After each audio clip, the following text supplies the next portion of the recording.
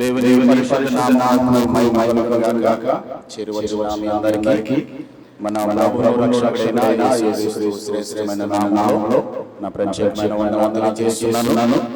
కీర్తన గ్రంథము 84వ కీర్తన 11వ వచనాన్ని వాక్యంలో నుండి చదువుతున్నాను. గమనించాలని కోరుతున్నాను. కీర్తన గ్రంథము 84వ కీర్తన 11వ వచనం. దేవుడైన యెహోవా సూర్యుడు వేడుకైనాడు, యెహోవా కృపయు ఘనతయు అనుగ్రహించును. యథార్థముగా ప్రవర్తించు వారికి ఆయన ఏ మేలును చేయక మానడు. ప్రార్థన చేద్దాం. ప్రేమ కలిగిన మా ప్రియ పరలోక తండ్రి, శ్రేష్టమైన మహోన్నతమైన ఉన్నతమైన నామములకు వందనాలు స్తుతులు చెల్లిస్తున్నాం ప్రభువా. మహిమ గల దేవుడవు, ఆకాశ మహాకాశాలు పట్టజాల దేవుడవు, ఎంతో శ్రేష్టమైన ఉన్నతమైన నామము కలిగిన గొప్ప దేవుడవు తండ్రి. నాయనా మీ నామమును స్తుతించుటకు, మీ నామమును మహిమపరచడానికి మా జీవితాల్లో చూపిన మీ మహా కృపను బట్టి మీకు స్తుతులు చెల్లిస్తున్నాం. ఈ ఉదయకాల సమయంలో నాయనా నీ వాక్యాన్ని ధ్యానించడానికి మేము దేవాలయాన్ని నేర్చుకోవడానికి మీ పాద సన్నిధికి ముందుగా మీ వాక్యం ద్వారా మాతో మాట్లాడండి. మీ వాక్యం శక్తి కలిగినది, మీ వాక్యం జీవము గలది, మీ వాక్యమే మమ్మల్ని ప్రశ్నిస్తుంది కనుక మీ వాక్యం ద్వారా మమ్మల్ని బలపరచండి. మీ చిత్తములో మేము ఏ విధంగా నడవాలో, మీ వాక్యానికి మేము లోబడి జీవించాలో దేవా మీరు మాకు నేర్పించండి, సహాయం చేయండి. మీ వాక్యమైనటువంటి పునాది మీద మా ఆత్మీయ జీవితాన్ని స్థిరంగా కట్టడానికి కదలని వారిగా తండ్రి పరిస్థితులకు లోను కాకుండా మీ వాక్య పునాదిలో బలపరిచి కృప చూపించి నాయన చిన్ని సంపూర్ణంగా నెరవేర్చువారుగా మమ్మల్ని స్థిరపరచమని యేసయ్య నామములో ప్రార్థించుచున్నాను మా పరమ తండ్రి. ఆమేన్. దేవుని దృష్టిలో యథార్థత అనేది చాలా ప్రాముఖ్యమైనది. దేవుడు యథార్థవంతుడు, ఆయన నమ్మినటువంటి బిడ్డలుగా యథార్థవంతులుగా ఉండాలి అని దేవుడు కోరుతున్నాడు. ఎందుకు దేవుడు యథార్థతను ఆయన నమ్మిన వారి జీవితాల్లో కోరుతున్నాడు అంటే దేవుని వాక్యము యథార్థమైనది. మనం 33వ కీర్తనలో మనం చదువుకుంటాము 4వ వచనంలో యెహోవా వాక్యము యథార్థమైనది, ఆయన చేయనిదయు నమ్మకమైనది అని మనం చదువుకుంటాం. దేవుని వాక్యము ఎలాగైతే యథార్థమైనదో, దేవుడు ఎలాగైతే యథార్థవంతుడో, ఆయన నమ్మిన ప్రతి వాడు కూడా యథార్థవంతులుగా జీవించాలని చెప్పి దేవుడు కోరుతున్నాడు. మనం బ్రతుకుతున్నటువంటి సమాజంలో మనం జీవిస్తున్న సమాజంలో యథార్థత లోపించినట్లుగా మనకు కనబడుతూ ఉంటుంది. ఒక ఆయన అన్నాడు, మనము మంచు బాగా కురిసిన తర్వాత ఆ మంచు కుప్పలో ఒక ఉప్పు రేణును మనం కనుగొనడం చాలా తేలిక. కానీ మనం బ్రతుకుతున్న సమాజంలో యథార్థవంతులను కనుగొనడం చాలా కష్టమన్నాడు. అంతమంది కాదు, ఒక పెద్ద గడ్డి మోపులో ఒక గుండె సూదిని వేస్తే దానినైనా కనుగొనడం చాలా తేలిక. కానీ యథార్థవంతులను మనం కనుగొనడం చాలా కష్టమని చెప్పి బాగా బైబిల్ పండితుడు ఆయన మాట్లాడుతూ ఉంటాడు. మనం సమాజంలో చూస్తున్నప్పుడు యథార్థత అన్ని చోట్ల, అన్ని సమస్యల్లో, అన్ని వ్యవస్థల్లో, అన్ని చోట్ల కూడా లోపించినట్లుగానే కనబడతా ఉంది. అయితే ఆయన ఎరిగినట్లుగా, ఆయన నమ్మినట్లుగా ఏ దేవుడైతే యథార్థవంతుడని మనం చెప్పుకుంటున్నామో, ఏ వాక్యమైతే యథార్థమైనదని చెప్పి మనం మాట్లాడుకుంటున్నామో, ఏ వాక్యాన్నైతే యథార్థమైనదని చెప్పి మాట్లాడుకుంటున్నామో మనం కూడా యథార్థతను కలిగి ఉండాలి అని చెప్పి దేవుని వాక్యం మనకి స్పష్టంగా చెబుతుంది. దేవుడు యథార్థవంతుడు, ఆయన వాక్యం యథార్థమైనది. ప్రసంగి గ్రంథం ఏమంటే దేవుడు నరులను యథార్థవంతులుగా పుట్టించెను, కానీ వారు వివిధ తంత్రములను కల్పించుకున్నారు అని చెప్పి అంటాడు 8వ అధ్యాయంలో.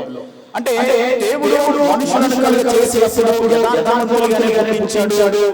యథార్థత కలిగినటువంటి వ్యక్తులుగానే, ఏ పాపం ఎరగనటువంటి వారిగా ఆ యథార్థతను వారు అనుసరించే వారిగా వారిని పుట్టించాలి చేశారు. కానీ మనుషులు కాలక్రమేణా దేవుని ఆజ్ఞను అతిక్రమించి దేవుని చిత్తానికి వ్యతిరేకంగా బ్రతుకుతూ యథార్థతను వారు కోల్పోయారు. వివిధ వారు కల్పించుకున్నారని చెప్పి గ్రంథం మనకి తెలియజేస్తూ ఉంది. వాక్యంలో చదువుతాము. సామెతల గ్రంథం 11వ వచనంలో గ్రంథకర్త ఒక మాట రాస్తున్నాడు. సామెతల గ్రంథం 11వ అధ్యాయము 20వ వచనాన్ని చదువుతున్నాను. మూర్ఖ చిత్తులు యెహోవాకు హేయులు, యథార్థముగా ప్రవర్తించువారు ఆయనకు ఇష్టులు. యథార్థవంతులను దేవుడు ప్రేమిస్తాడు. యథార్థవంతుల పట్ల దేవుడు ఇష్టత కలిగి ఉంటాడు. యథార్థవంతులను దేవుడు బలపరుస్తాడు. దేవుడు యథార్థవంతులను ఆయన ఉన్నతమైన శిఖరాలకు ఎక్కిస్తాడు. యథార్థవంతుల పట్ల ఆయన ప్రత్యేకమైన ప్రణాళిక కలిగి ఉంటాడు. యథార్థవంతులను దీవిస్తాడు. యథార్థవంతులను వర్ధిల్లజేస్తాడు. యథార్థవంతుల పట్ల ఆయన ఇష్టతను కలిగి ఉంటాడు. దేవుని వాక్యము పదే పదే మనకి నేర్పిస్తూ ఉన్నాడు.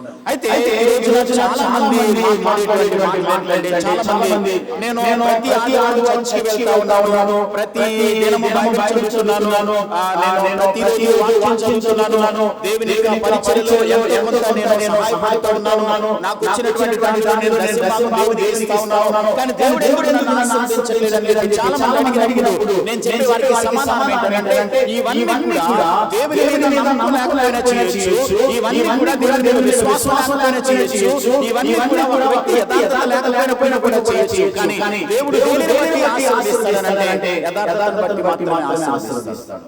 ఇవన్నీ కూడా కలిగి ఉన్నప్పటికీ కూడా మనలో యథార్థత లేకపోతే దేవుడు వారిని ఆశీర్వదించడు. కాబట్టి దేవుని దృష్టిలో యథార్థత అనేది చాలా ప్రాముఖ్యము అనేటువంటి సత్యాన్ని మనకి స్పష్టంగా చెప్తా ఉంది. అసలు యథార్థత అంటే ఏంటి, అసలు యథార్థవంతులు అంటే ఎవరు అనేది మనము ఈ రోజు ధ్యానం చేద్దాం. చూడండి, యథార్థవంతులను ఎవరు అంటే మనం మాట్లాడే మాటలకు, మనం చేసే పనులకు జాగ్రత్తగా వినాలి. మనం మాడే మాటలకు, మనం చేసే పనులకు పొంతన ఉన్నప్పుడు, అంటే మనం మాటలు మాడి ఒకటి చేస్తే మన యథార్థవంతుడు అనాలి. మనం మాడే మాటలు, మనం చేసే పనులకు సరైన సంబంధం ఉన్నప్పుడు అలాంటి వారిని యథార్థవంతుడు అంటారు. మన కారణాలు, మన యొక్క ఆలోచనలు, మన ఉద్దేశాలు అన్ని కలిసి ఏకీభవించినప్పుడు మాత్రమే వారిని యథార్థవంతుడు అంటారు. యథార్థవంతుడు ఏ రకంగా ఉంటారంటే యథార్థవంతుడు ఎప్పుడు కూడా అబద్ధం చెప్పడు. యథార్థవంతుడు ఎప్పుడు కూడా ఆశించడు.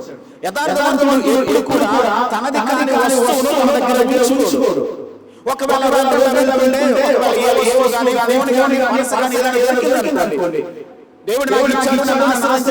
దేవుడు అది ఎవరో తెలుసుకుని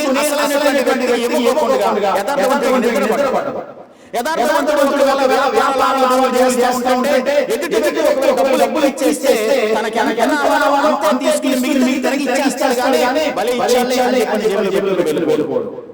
ఇది యథార్థవంతుడు లక్షణం. కాబట్టి యథార్థత అనేది దేవుడు ఆశించేటువంటి లక్షణం. యథార్థత అనేది దేవుడు ఇష్టపడేటువంటి లక్షణం. యథార్థవంతుడు ఒక మాట ఇస్తే నేను పలానా చోట వస్తాను, పలానా పని చేస్తాను అని అనుకోండి, ఖచ్చితంగా చేస్తాను. ఒకవేళ కుదరని పక్షంలో దానికి తగినటువంటి కారణాన్ని చెప్పి ఇది నేను చేయలేదని ఈ కారణాన్ని ఖచ్చితంగా చెప్తాడు. కానీ చెప్పినటువంటి మాటను దాన్ని నెరవేర్చుకోకుండా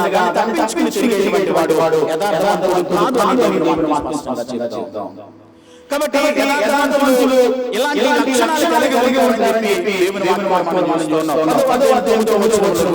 సామెతల గ్రంథం 10వ వచనంలో యథార్థంగా ప్రవర్తించువాడు నిర్భయముగా ప్రవర్తించువాడు. యథార్థవంతుడు దేనికి భయపడడు, దేనికి భయపడాల్సిన అవసరం లేదు. ఎందుకంటే యథార్థవంతుడి జీవితం ఎలా ఉంటుందంటే తెరిచిన పుస్తకంలా ఉంటుంది. ఎలాంటి అమర్యాదలు గాని, ఎలాంటి దాపరికాలు గాని, ఎలాంటి ఎలాంటి వేరు విషయాలు ఉండవు. తన జీవితం కూడా ఓపెన్ గా ఉంటుంది. తన మనసులో ఏది కూడా కలకం కానీ దోషము కానీ ఎలాంటి పాపములు కానీ దాచిపెట్టుకోవడానికి ప్రయత్నించాడు. ఎలాంటి అవిధేయత కానీ జీవితంలో కనబడదు. తెరచిన పుస్తకంలాగా కనబడుతుంటది. ఒక్కొక్క సందర్భంలో చార్లెస్ స్పర్జన్ అని చెప్పి ఒక ఆయన వాక్యాన్ని ప్రకటిస్తున్నప్పుడు ఆయన చాలా చోట్ల దేవుని బోధిస్తూ ఉండేవాడు. అయితే ఒక్కొక్క సందర్భంలో ఆ వ్యక్తిని ఆ పాస్టర్ గారిని చాలా రకాలైనటువంటి నిందలు వేసి చాలా రకాలైనటువంటి ఆ లేనిపోని అవమానపరుస్తూ మనుషులు చాలా మందికి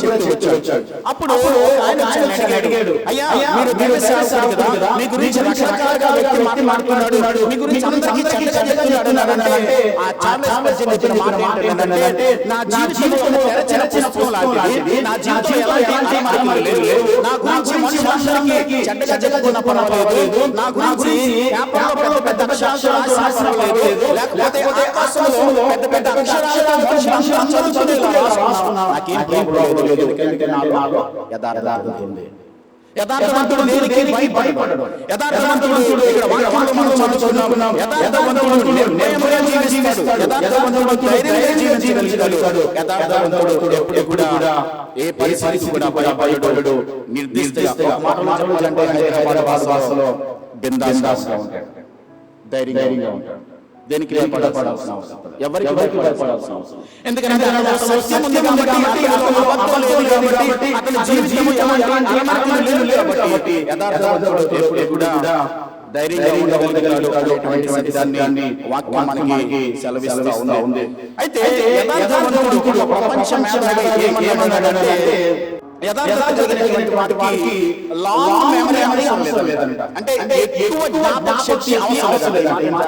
ఆలోచించండి, ఎక్కువ జ్ఞాపక శక్తి అవసరం లేదు. ఎందుకంటే యథార్థవంతుడు నిజమే కాబట్టి అతని జీవితం కాబట్టి ఒకవేళ లాంగ్ మెమరీ ఎందుకంటే జ్ఞాపక శక్తి ఎందుకు ఉండాలంటే ఎక్కడ ఎప్పుడు ఏ అబద్ధం చెప్పాలో గుర్తుపెట్టుకోకపోతే దొరికిపోతాం. అందుకని జ్ఞాపక శక్తి ఎక్కువ లాంగ్ మెమరీ అవసరం లేదంటాడు. కాబట్టి జ్ఞాపక శక్తి ఎక్కువ ఉండాలి. ఎక్కడ ఏ అబద్ధం ఏ సందర్భంలో చెప్పామో గుర్తుపెట్టుకోలేదు సందర్భాన్ని మాట్లాడిస్తే దొరికిపోతాం ఈజీగా. కాబట్టి యథార్థవంతునికి లాంగ్ మెమరీ అవసరం లేదని ఒక బైబిల్ మేధావి చెప్తూ ఉంటాడు. కాబట్టి మన విశ్వాస జీవితంలో యథార్థత అనేది తప్పకుండా మనం కలిగి ఉండాలని దేవుని వాక్యం చెబుతుంది. ఎందుకు యథార్థత కలిగి ఉండాలి? ఎందుకు మనం యథార్థమైనటువంటి జీవితాన్ని సాగించాలో 5 విషయాలు లేక 5 విషయాలు ఈ రోజు మనం నేర్చుకోవడానికి ప్రయత్నించుదాం. చూడండి, సామెతల గ్రంథం 11వ అధ్యాయము 20 మనం చదువుకున్నాం. టు ప్లీజ్ గాడ్, దేవుని మనము సంతోషపరచడానికి, ఇష్టలుగా ఉండడానికి యథార్థత అనేది దేవునికి చాలా ఇష్టమైనది. చూడండి 11వ అధ్యాయం 20 చదువుకున్నాం. మూర్ఖ చిత్తులు యెహోవాకు హేయులు, యథార్థంగా ప్రవర్తించువారు ఆయనకు ఇష్టలు. యథార్థతను బట్టి దేవుడు ఎవరైనా సరే దీవిస్తాడు. యథార్థతను బట్టి దేవుడు సంతోషిస్తాడు, ఆనందిస్తాడు, సంతోషిస్తాడు.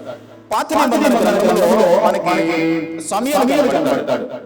అయితే ఒకనొక దినాన యెషయా వెళ్ళాడు. ఎందుకంటే ఇశ్రాయేలీయులకు రెండవ రాజును అభిషేకించడానికి యెషయా వెళ్తే యెషయా అనేటువంటి ఆ కొన్నటువంటి 7 కుమారులను కూడా ఆయన లైన్ లో నిలబెట్టిన తర్వాత సమూయేలు ఎలీయాబు అంటే యెషయా కుమారుడైనటువంటి ఎలీయాబు చూడగానే అతని ఎత్తును చూశాడు, అతని బలాన్ని చూశాడు, అతని దేహదారులను చూశాడు. ఇవన్నీ చూసి ఇశ్రాయేలీయులు ఇతడే రాజు అని చెప్పని అతను అభిషేకించమన్నామంటే దేవుడు అన్నాడు, నేను కోరుకునేది బలాన్ని కాదు, నేను ఎత్తుని కాదు, నేను కోరుకునేది అతని అందాన్ని కాదు, అతని ఎత్తులో బలాన్ని చూడట్లేదని దేవుడు అన్నాడు.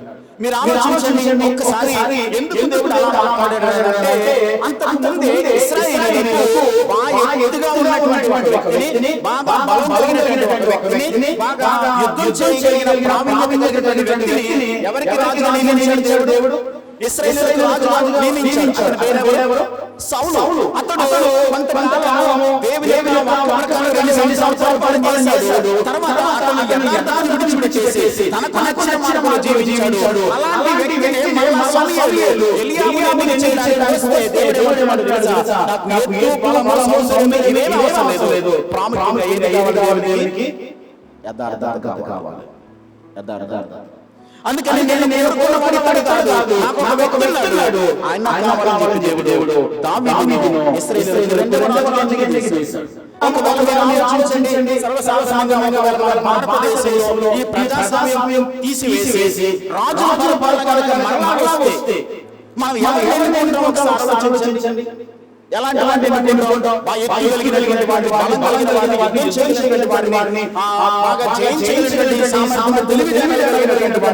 మనకు రాజుగా అనుకుంటాం. కానీ దేవుడు దేవునికి కావాల్సింది ఏంటంటే మనిషి హృదయంలో ఇంటిగ్రిటీ కావాలి. దేవుడు యథార్థతను కోరుకున్నాడు. వాక్యం మనకి చెప్తుంది. ప్రపంచ వారెన్ బఫెట్ ఆయన ఒకసారి ఒక కంపెనీలో మేనేజర్స్ ఎలాగా రిక్రూట్ చేసుకోవాలి అంటే నియమించుకోవాలో ఆయన మాట్లాడుతూ ఏం చెప్పాడంటే మేనేజర్ గా పోస్ట్ గా నియమించుకోవాలి అన్నటువంటి వ్యక్తులకు కంపెనీస్ కి ఆయన ఇచ్చిన సలహా ఏంటంటే వారెన్ బఫెట్ 3 లక్షల ఇంటిగ్రిటీ ఉండాలి, ఇంటెలిజెన్స్ ఉండాలి, యాక్టివ్నెస్ ఉండాలి. అంటే మూడవది అతడు చురుకుగా ఉండాలని చెప్పాడు. ఈ యొక్క అతని మూడింటిలో మిగతా చివరి లైన్లో ఉన్న మొట్టమొదటి యథార్థత లేకపోతే ఈ రెండు కూడా ఆ వ్యక్తిని చంపేస్తాయని చెప్పాడు. ఎందుకంటే మనకు మ్యాథ్స్ ఉండొచ్చు, లేకపోతే యాక్టివ్నెస్ ఉండొచ్చు, కానీ యథార్థత లేకపోతే కంపెనీ ఏమైపోతుందో చెప్పండి, పతనమై కూలిపోతుంది. కాబట్టి ఒక వ్యక్తి మేనేజర్ గా కంపెనీని మేనేజ్ చేయడానికి ప్రాముఖ్యమైనది మ్యాథ్స్ లేకపోతే యాక్టివ్నెస్ కన్నా ప్రాముఖ్యంగా ఉండవలసింది ఏంటంటే ఇంటిగ్రిటీ, యథార్థత అనేది దేవుని దృష్టిలో చాలా ప్రాముఖ్యమైనది. కాబట్టి దేవుడు దేనిని బట్టి సంతోషిస్తాడు, దేనిని బట్టి ఆనందిస్తాడు అంటే ఖచ్చితంగా యథార్థతను బట్టి దేవుడు ఆనందిస్తాడు, సంతోషిస్తాడు అని చెప్పి దేవుని వాక్యం స్పష్టంగా చెప్తా ఉంది. ఒకనొక సందర్భంలో పూర్వకాలంలో ఒక రాజు రాజ్యాన్ని పరిపాలిస్తున్నాడు. జరిగినటువంటి సందర్భమే ఆ పెద్ద వయసు కలిగినటువంటి ముసలాయన తన కుమారులను కాకుండా ఆ రాజ్యంలో ఉన్నటువంటి యవనస్తులను రాజుగా తన తర్వాత రాజుగా నిర్ణయించాలని చెప్పి ఎన్నిక చేసుకుని అనుకుని ఏమన్నాడంటే రాజ్యంలో ప్రకటన చేశారు. యవనస్తులందరూ కూడా రండి, యువరాజుగా నా తర్వాత ఎవరైతే ఉంటున్నారో వారిని నేను ఎన్నిక చేసుకున్నానని చెప్పగానే ఆ రాజ్యంలో చాలా మంది వచ్చారు. వాళ్ళకి ఒక గుప్పుడు విత్తనాలు తీసుకుని వాళ్ళందరికీ ఒక్కొక్కటి ఇచ్చి వెళ్ళాడు. ఇది మీరు వెళ్ళండి, వెళ్ళిన తర్వాత ఈ విత్తనాన్ని పాతి పెట్టండి, మరలా వచ్చే సంవత్సరం మరలా తిరిగి ఆ విత్తనం మొలకెత్తిన తర్వాత తిరిగి తీసుకురండి. ఎవరి విత్తనమైతే మొలకెత్తుందో వారిని నేను రాజుగా ఎన్నిక చేయబోతున్నాను అని చెప్పి రాజు విత్తనాలు పంపించాడు. అందరూ తీసుకుని వెళ్ళిపోయారు. అయితే ఒక యవనస్తుడు అనేటువంటి యవనస్తుడు ఆ విత్తనాన్ని కూడా తీసుకుని వెళ్ళాడు. వాళ్ళ అమ్మకి చెప్పాడు, అమ్మ రాజుగారు విత్తనం ఇచ్చారు కాబట్టి దీనిని మనం జాగ్రత్తగా పాతి పెట్టాలి, జాగ్రత్తగా మొలకెత్తే మనం ప్రయత్నం చేయాలంటే ఒక కుండీ లాంటిది ఇచ్చారు. దాంట్లో మట్టి వేశారు, విత్తనాన్ని పెట్టారు, నీరు పోశారు. మొదటి రోజు, రెండో రోజు, మూడో రోజు, వారం రోజులైంది, 10 రోజులైంది, ఏమీ మార్పు రావట్లా. నెల అయిపోయింది, ఏమీ మొలకెత్తట్లా. 3 నెలలు అయిపోయింది, ఏమీ మొలకెత్తట్లా. అయితే ఆ చుట్టూ ఉన్నటువంటి యవనస్తులు చాలా మంది విత్తనాలు కదా, ఆ యవనస్తులు ఏం చేశారంటే మాట్లాడుకుంటున్నారు. నా విత్తనం మొలకెత్తింది, నా విత్తనం చిన్న చిన్న ఆకులు వస్తున్నాయి, ఇప్పుడు పైకి వస్తుందని మాట్లాడుకుంటూ ఉన్నారు. అప్పుడు వాళ్ళందరూ అడిగారు, అమ్మ నిజంగానే విత్తనాన్ని పాతి పెట్టవలసిన విధానాన్ని పాతి పెట్టామా, లేకపోతే ఏదైనా పాడు చేసామేమో, విత్తనం మొలకెత్తలేదు, మరి రాజు దగ్గరికి వెళ్ళినప్పుడు ఎలా అడిగినప్పుడు మన ఎలా అతి పెట్టాలో ఆ పద్ధతిలోనే మనం అతి పెట్టాము. అది మొలకెత్తినా మనం చూద్దామని చెప్పని 6 నెలలు అయింది, సంవత్సరం అయిపోయింది, ఏమీ మొలకెత్తలా, కుండీ లాగా ఉంది. అయితే చిన్న కాయలు కాస్తా ఉన్నాయి. ఆ టైం రాని వచ్చింది, రాజుగారి దగ్గరికి అందరూ వెళ్ళారు. ఎవరికి వాళ్ళందరూ కూడా లైన్ లో నిలబడి వెళ్ళారు.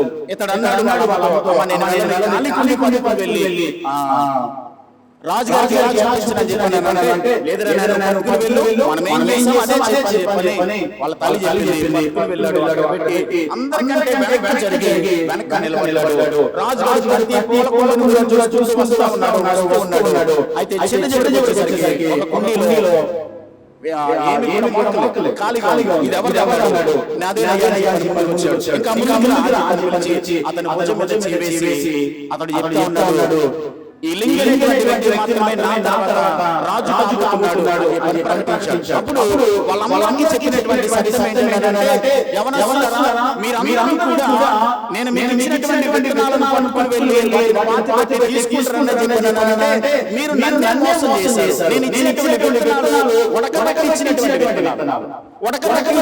విత్తనాలు ఎప్పుడూ మొలకెత్తవు. కానీ ఈ లింగమైనటువంటి ఏదైతే విత్తనాలు ఇచ్చానో అదే పట్టుకొని వెళ్ళి పాతి పెట్టాడు. కానీ దాని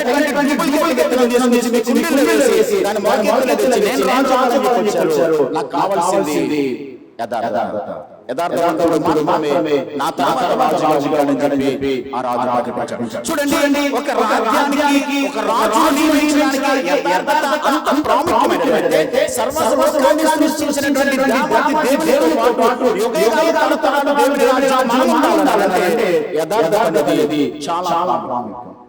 కాబట్టి మూర్ఖచిత్తులు యెహోవా వేలు యథార్థవంతులు ఆయనకు ఇష్టులు అనేటువంటి సత్యాన్ని చెప్తుంది. దేవుని సంతోషపెట్టాలంటే దేవుని మనము ఆనందంగా చేయాలంటే ఆయన ఆనందంలో ఇష్టపడాలంటే మనలో ఉండవలసింది. మీరు చదువుకునే స్టడీస్ కావచ్చు, లేకపోతే మీ వ్యాపారం కావచ్చు, మీ ఉద్యోగాలు కావచ్చు, మీ కుటుంబ వ్యవస్థలు కావచ్చు, ఏదైనా కూడా అన్ని సందర్భాల్లో కలిగి ఉండవలసింది ఇంటిగ్రిటీ అనేది మనం మెయింటైన్ చేయాలి. యథార్థత అనేది దేవుడు ఇష్టపడతాడు. అంతమందమే కాదు, 15వ చూడండి, సామెతల గ్రంథం 15వ అధ్యాయము 8వ వచనం. భక్తిహీనులు అంచు బలులు యెహోవాకు హేయములు, యథార్థవంతుల ప్రార్థన ఆయనకు ఆనందకరం. మీకు తెలుసా కొంతమంది ప్రార్థనలకు దేవుడు చెవుకుంటాడని, కొంతమంది దేవుడు వినడు. ఎందుకంటే యథార్థవంతులు చేసేటువంటి ప్రార్థన దేవుడు చెవులు తెరిచి ఉంచుతాడంటే వారు మొదటగానే వారు ప్రార్థన ఆలకిస్తాడు. ఇతర వ్యక్తులు ప్రార్థన చేయడానికి దేవాలయానికి వెళ్ళారు. ఒక వ్యక్తి చెప్తా ఉన్నాడు, తను గురించి తాను చెప్పుకోవడమే సరిపోయింది, తన యొక్క వేషధారణ జీవించడమే సరిపోయింది. నేను వారం సంవత్సరాలు నేను ప్రతి ఆదివారం సంఘానికి వెళ్తున్నాను, నాకు వచ్చిన ఆస్తిలో నేను దశమ దేవునికి ఇస్తానని చెప్పి ఇవన్నీ చెప్పుకుంటూ ఉన్నాడు. కానీ ఒక వ్యక్తి ఆకాశం ధైర్యం చాలక దేవా నన్ను క్షమించమని రొమ్ముకుంటూ ఏడ్చి ప్రార్థన చేస్తా ఉన్నాడు. దేవుడు చూడేటువంటి మాట ఏంటంటే ఇతని కంటే ఇతడు నీతిమంతుడు, యథార్థవంతుడైన దేవుడు న్యాయం చెప్పాడు, తీర్పు చెప్పాడు. కాబట్టి దేవుడు ఎవరి ప్రార్థన వినడంటే మనం అనుకోవచ్చు, మనం ఎన్నో దినాలు ప్రార్థన చేస్తున్నాం, ఎన్నో దినాలు దేవుడిని అడుగుతున్నాం. కానీ దేవుడు ఎవరి ప్రార్థన వినడంటే అంటే యథార్థవంతుడు దేవుడు ఎవరైతే ప్రార్థన చేస్తారో వారి ప్రార్థన దేవుడు ఆలకిస్తాడు. నేను అప్పుడప్పుడు సేవకులుగా చాలా మీటింగ్స్ కి వెళ్ళినప్పుడు చాలా వాక్యం చెప్పడానికి చాలా మంది పిలిచినప్పుడు నేను గమనించినటువంటి విషయం ఏంటంటే ఆ సందర్భంలో చాలా మంది దైవ సేవకులు వచ్చినప్పుడు వారికి నిజానికి ఒక్క వ్యక్తి మాత్రమే వాక్యం చెప్పవచ్చు, మరొక సేవకుడు కూడా వాక్యాన్ని ప్రిపేర్ చేస్తాడు. కానీ ఆయనకి ఏ ప్రార్థన ఏ బైబిల్ చదివిస్తే ప్రార్థనిస్తే గనుక ఆయన ఏం చేస్తాడంటే ప్రిపేర్ అయినటువంటి వాక్యం ఏం చేస్తాడు, ప్రార్థన ప్రసంగంగా చేస్తాడు. కాబట్టి అది ఎంత అవుతుందో చెప్పండి. నేను ఒక మీటింగ్కి వెళ్ళాను, ప్రార్థన చేయమని మైక్ ఇచ్చారు, ఆమె భాష మారిపోయింది. ఏమంటే దేవుని సన్నిధికి వచ్చేటప్పుడు యథార్థవంతులతో ప్రార్థన చేయడమే కావాలి. ఆ పదాలు లేకుంటే ఎదుటి వ్యక్తులు మెచ్చుకుంటారనేటువంటి ప్రార్థన దేవుడు ఆలకించు సుమా. గుర్తు పెట్టుకోనండి, మనం ప్రార్థన చేసే దేవునికి ప్రార్థన చేస్తాననేటువంటి మనసుతో మనం ప్రార్థన చేస్తే యథార్థవంతమైనటువంటి ప్రార్థన దేవుడు ఆలకిస్తాడు, అంగీకరిస్తాడు. కాబట్టి యథార్థవంతుల ప్రార్థన ఆయనకు అంగీకారమైనది, ఆయనకు ఇష్టమైనటువంటి సత్యాన్ని వాక్యానికి మనకి స్పష్టంగా చెబుతుంది. 14వ అధ్యాయం 2వ వచనం చదువుదాం. సామెతల గ్రంథం 14వ అధ్యాయం 2వ వచనం. యథార్థముగా ప్రవర్తించువాడు యెహోవా యందు భయము గలవాడు పుట్టెల చిత్తుడు ఆయనను తిరస్కరించువాడు. యథార్థవంతుడు ఎప్పుడు కూడా దేవుని యందు భయము కలిగి ఉంటాడు. దేవునికి భయపడు. పాత నిబంధన గ్రంథంలో మనకి పరిచయం వ్యక్తి యోసేపు మనకు కనబడతాడు. పోతీఫరు ఉన్నాడు. అతను దేవునికి భయపడ్డాడు. దేవుని యందు విశ్వాసించాడు. దేవుడు నన్ను చూస్తున్నాడు అనేటువంటి ఆలోచనతో బ్రతికాడు. పోతీఫరు భార్య ఆయనను శోధించి తనకు పాపం చేయమని ప్రేరేపించినప్పటికీ కూడా నేను నా దేవుని ఎదుట దుష్టమైనటువంటి కార్యాన్ని నేను చేయలేనని చెప్పి పాపాన్ని విడిచి పారిపోయాడు. యథార్థతను దేవుని యందు భయభక్తులను కలిగి ఉన్నాడు. దేవుడు ఆయనని ఆశీర్వదించాడు. దీవించినట్లుగా వాక్యంలో మనం చూస్తా ఉన్నాం. కాబట్టి దేవుడు దేనిని బట్టి సంతోషిస్తాడంటే మొట్టమొదటి విషయం దేనిని బట్టి? యథార్థతను బట్టి. అంటే యథార్థత కలిగి ఉండడం ద్వారా మనం ఏం చేస్తామన్నమాట? దేవుని మనము ఇష్టలుగా ఉండగలుగుతున్నాం. దేవుని మనము సంతోషపరుస్తున్నాం. యథార్థత అనేది దేవుని దృష్టిలో చాలా ప్రాముఖ్యం. రెండవది ఏంటంటే సామెతల గ్రంథం 11వ అధ్యాయం 3వ వచనాన్ని చదువుదాం. సామెతల గ్రంథం 11వ అధ్యాయం 3వ వచనం. యథార్థవంతుడు యథార్థత వారికి త్రోవ చూపించును, ద్రోహుల స్వభావం వారిని పాడు చేయును. అంటే మనము ఏ కార్యాన్ని ఎన్నుకోవాలో, ఏది చేయాలో, ఏ ఉద్యోగం చేయాలో, ఏ పని చేయాలో, వ్యాపారం చేయాలో, ఏది చేయాలో, ఏది నిర్ణయించుకోవాలో మనం కన్ఫ్యూజన్ లో ఉన్నప్పుడు దేవుడు డైరెక్షన్ చూపిస్తాడంట. ఎవరికి? నిజంగా మనం యథార్థతుంటే దేవుడు ఏం చేస్తాడంటే మంచి మార్గం ఆ దారిలో దేవుడు మళ్ళీ మంచి మార్గానికి తీసుకెళ్తాడు. కాబట్టి దేవుడు మనకి డైరెక్షన్ చూపించాలంటే ఈ రోజు చాలా మంది క్రైస్తవులు కూడా ప్రతి ఆదివారం చర్చికి వెళ్తూ వాక్యాన్ని చదువుతూ ప్రార్థన చేస్తూ కూడా వారు తీసుకున్నటువంటి నిర్ణయాలను బట్టి నేను ఎందుకు నిర్ణయం తీసుకున్నాను, ఎందుకు ఇలాంటి తప్పుడు నిర్ణయం చేశానని చెప్పి నష్టపోయిన తర్వాత వాళ్ళు దెబ్బలు తిన్న తర్వాత బాధపడేటువంటి సందర్భాలు ఎన్నో ఉన్నాయి. కానీ దేవుడు ఏం చేస్తాడంటే యథార్థులకు దేవుడు ఏం చేస్తాడు? డైరెక్షన్ ఇస్తాడు, త్రోవ చూపిస్తాడు, మార్గాన్ని సరళం చేసి వారికి దేవుడు త్రోవ చూపిస్తాడని దేవుని వాక్యం చెప్తుంది. 5వ వచనంలో కూడా 11:5 కూడా అదే మనం చూస్తాం. చూడండి, యథార్థవంతుల నీతి వారి మార్గాన్ని ఏం చేస్తది? సరళం చేస్తది. వారి యొక్క మార్గాన్ని దేవుడు సరళం చేస్తాడు. ప్రతి ఆటంకాన్ని తొలగించి వారిలో ఉన్నటువంటి యథార్థతను బట్టి ఒకవేళ మన జీవితంలో యథార్థత కలిగి ఉన్నందుకు దేవుడు వాళ్ళ శోధనలను అనుమతించవచ్చు. కష్టాలు ఇబ్బందులు మన జీవితాల్లో దేవుడు తీసుకుని రావచ్చు. కానీ ఆ యథార్థతను బట్టి ఒక్కొక్క దినాన తప్పించుకునే మార్గాన్ని దేవుడు మార్గాన్ని సరళం చేసేటువంటి కృపలో దేవుడు మనకి మంచి మార్గాన్ని మనకి ఇస్తాడు. మార్గాలను దేవుడు సరళం చేస్తాడని చెప్పి దేవుని వాక్యం మనకి స్పష్టంగా చెప్తుంది. మొట్టమొదటిది యథార్థత కలిగి ఉండాలి. దేవుని మనము సంతోషపరచాలి. రెండవది మనకి త్రోవ చూపించడానికి యథార్థతను మనము కలిగి ఉండాలి. మూడవది చూడండి, 84 కీర్తన 11వ మనం చదువుకున్నాం. ముందుగానే 84 కీర్తన 11వ వచనం. దేవుడే యెహోవా సూర్యుడును కేడుమయున్నాడు, యెహోవా కృపయు ఘనతయు అనుగ్రహించును. యథార్థముగా ప్రవర్తించు వారికి ఆయన ఏ మేలు చేయక మానడు. యథార్థత దేవుడు మనకి మేలు చేస్తాడు. వారికి ఏ మేలు చేయక మానడు. దేవుడు వారి కృపను చూపిస్తాడు. వారి దేవుని కనుదృష్టి వారి మీదనే ఉంచి వారిని దేవుడు ఆశీర్వదించడానికి, వర్ధన చేయడానికి, మేలు చేయడానికి దేవుడు కృపను చూపిస్తాడు, మార్గాలు చూపిస్తాడు.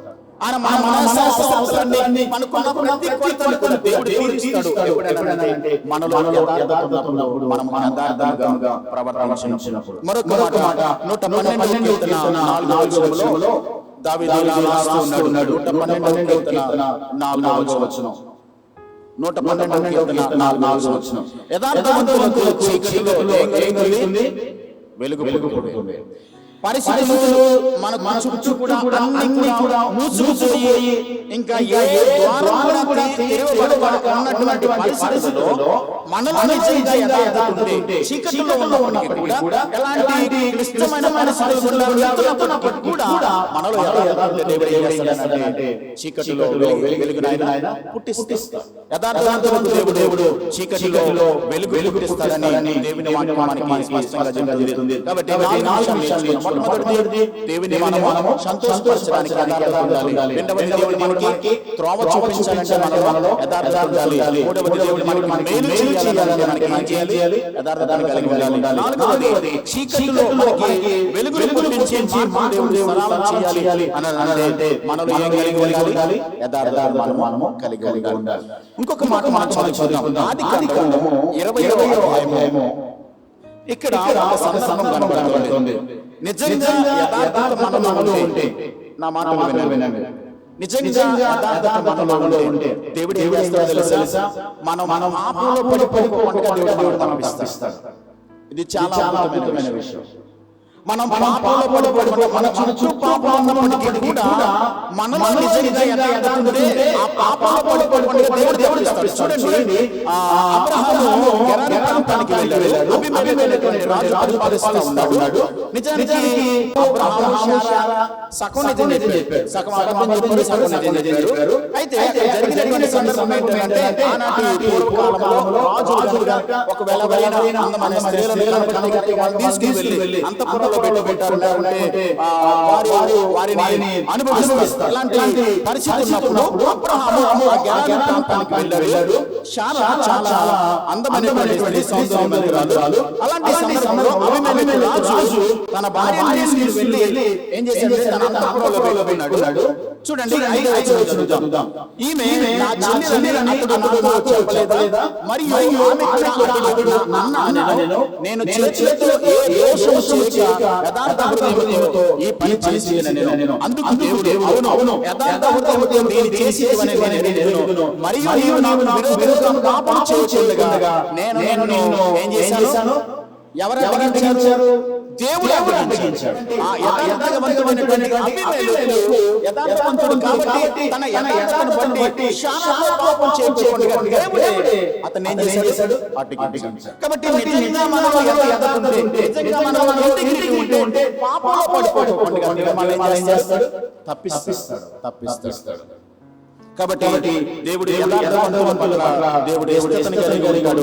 యథార్థవంతులను పాపంలో పడిపోకుండా దేవుడు కాపాడతాడు. ఇలా దేవుని యొక్క మార్గంలో యథార్థమైనటువంటి మార్గంలో నడిచేటువంటి ఏ వ్యక్తినైనా సరే దేవుడు వారిని తప్పిస్తూ కాపాడుతూ భద్రపరుస్తూ వచ్చాడు. అంత మాత్రమే కాదు, ఒక మాట ఏంటంటే మనలో యథార్థత ఉన్నప్పుడు ఒకవేళ ఎదుటి వాళ్ళు ఎవరైనా మనల్ని పడగొట్టాలి, లేకుంటే మనల్ని కింద చేయాలి, లేకుంటే అణిచివేయాలి అని ప్రయత్నం చేస్తే నిజంగా మనలో యథార్థత ఉంటే వాళ్ళు తీసినటువంటి గోతులో వాళ్ళే పడేటట్టుగా దేవుడు చేస్తాడు. చూడండి, సామెతల గ్రంథం 28వ అధ్యాయం, పరిశుద్ధ గ్రంథంలో నుండి సామెతల గ్రంథం 28వ అధ్యాయం 28వ వచనం. యథార్థవంతులను దుర్మార్గములను చొప్పించువాడు తాను త్రవ్విన గోతిలో తానే పడును. యథార్థవంతులు మేలైన దానిని స్వతంత్రించుకొనును. చూడండి, ఒకవేళ ఎవరైనా మన మీద కక్ష కట్టి, ఒకవేళ మన మీద పన్నాగాలని మన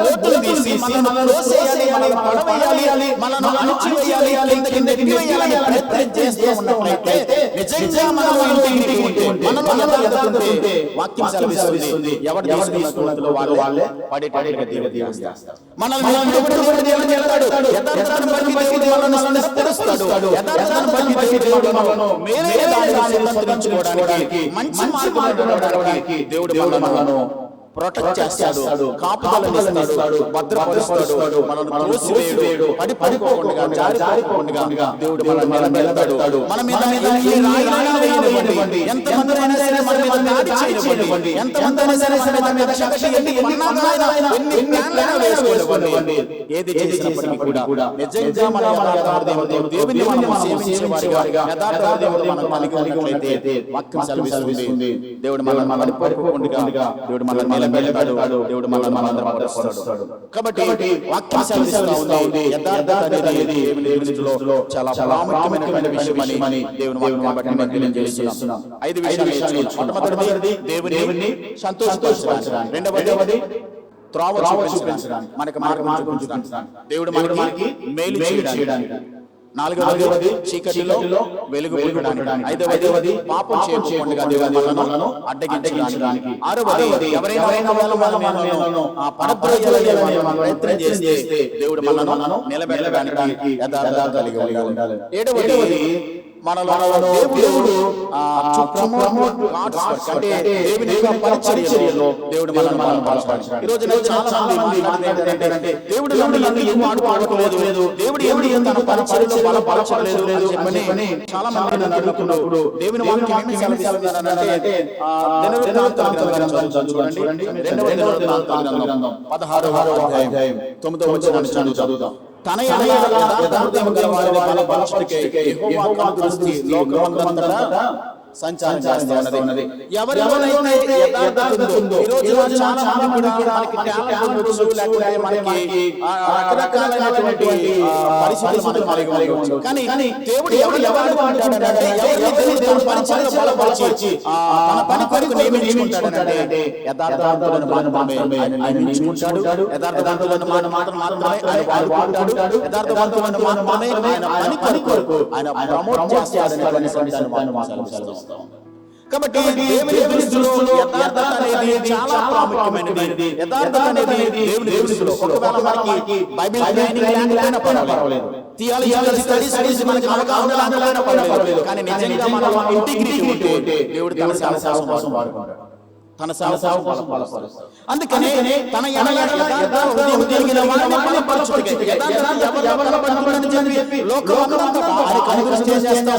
సంచారం చేస్తాడు.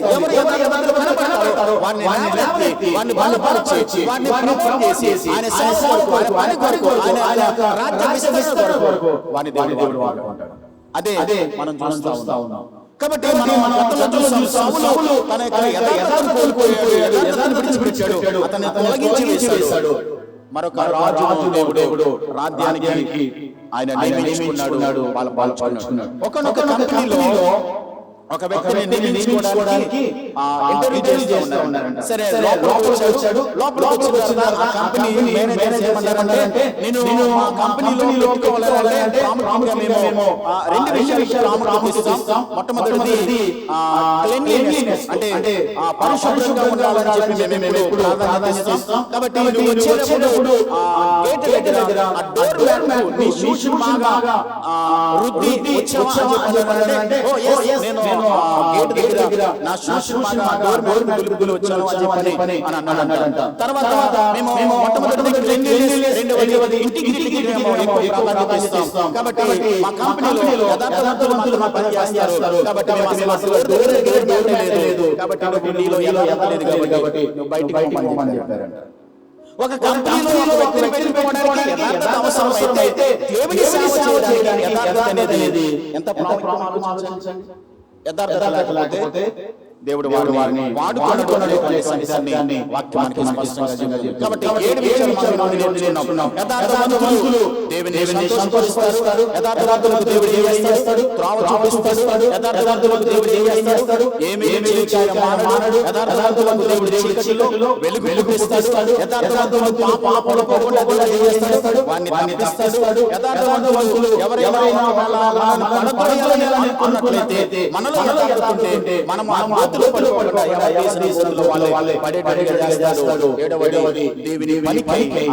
బలపరిచి వారిని వాడుకుంటాడు. కాబట్టి ఒక మాట చేసుకుందాం. ఈ రోజున ఒక సత్యాన్ని మనం అర్థం చేసుకోవాలి. యథార్థత అనేది దేవునిలో చాలా ప్రాముఖ్యమైనది. యథార్థతకు లోబడేటువంటి ఒక ప్రాముఖ్యమైన లక్ష్యం ఏంటంటే అబద్ధం. ఈ అబద్ధం అనేది మనం ఎప్పుడైతే పూర్తిగా విడిచిపెట్టేస్తామో, ఎప్పుడైతే మన జీవితాన్ని యథార్థమైనటువంటి పునాదులు మనం అనుకుంటామో, యథార్థత లేకుండా ప్రారంభించిన ఏ పనైనా, యథార్థత లేకుండా ప్రారంభించిన ఏ కార్యమైనప్పటికీ కూడా అది పేకలాడలాగా కూడుకున్నది తప్ప ఏమాత్రం నిలబడదు.